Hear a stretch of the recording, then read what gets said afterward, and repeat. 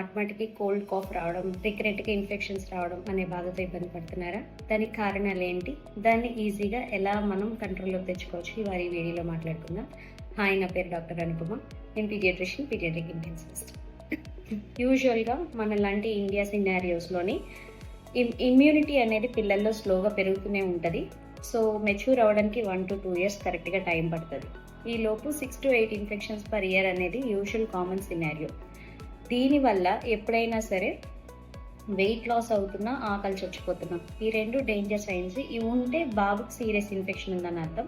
లేకపోతే చిన్న ఇన్ఫెక్షన్ని పట్టించుకోకూడదు, అది న్యాచురల్ ఇమ్యూనిటీ ప్రొవైడ్ చేస్తుంది అనే విషయంలో తీసుకోవాలి. ఇది రాకుండా కూడా ఉండాలంటే మోస్ట్లీ పొల్యూషన్ ఉన్న ఏరియాస్లోకి వెళ్ళకూడదు.